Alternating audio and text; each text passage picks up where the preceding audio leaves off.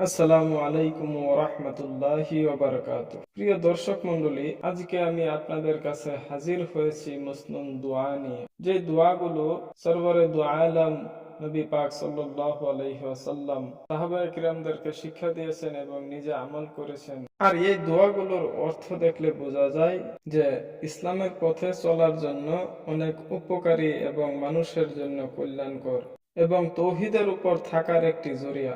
তার কারণ মানুষ আল্লাহ পাকের বান্দা, আর যেই আসবাব থেকে মানুষ সুখ ও শান্তি পায় সেইগুলো আল্লাহ পাকের মাখলুক। এই জন্য মানুষের উচিত যে সব সুখ শান্তি থাকা আল্লাহ তাআলার দান পাবে। এই জন্যই আমরা যা পাই, যা খাই, যা পড়ি, সব সময় যেন আল্লাহ পাকের শুকর আদায় করি। আর আমাদের খারাপ সময়, আমাদের ভালো সময়, আমাদের চিন্তা, আমাদের ভাবনা, তো কিছু আমাদের জীবনে আসে, সবকিছুতে আমরা যেন আল্লাহ পাকের শুকর আদায় করি।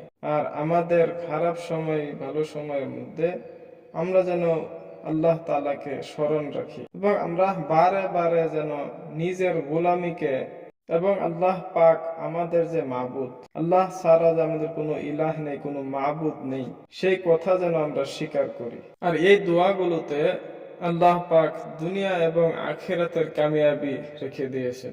দিন শুরু থেকে নিয়ে দিন শেষ হওয়া পর্যন্ত আমাদের ঘুমানো, আমাদের খাওয়া দাওয়া, আমাদের উঠা বসা, মানুষের সাথে মিলা, মানুষের থেকে বিচ্ছেদ হওয়া, আল্লাহকে স্মরণ করা, যত কিছুই রয়েছে ছোট ছোট দোয়ার মধ্যে কিন্তু আল্লাহ তাআলা অনেক বড় বড় ফজিলত রেখে দিয়েছেন, যাতে আমরা এইগুলো করে আল্লাহকে আপন করে নিতে পারি, যাতে আমরা আল্লাহ পাককে চিনতে পারি। আর এই দোয়াগুলো আমরা যেন যথার্থভাবে অর্থ সহকারে জানার চেষ্টা করব এবং দোয়াগুলো মুখস্থ করার চেষ্টা করব।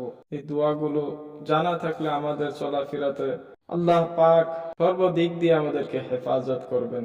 আল্লাহ তাআলা আমরা সবাইরে এই দোয়াগুলো জানা এবং মানার জন্য তৌফিক দান করুন। তো আমরা শুরু করব প্রথম দোয়া।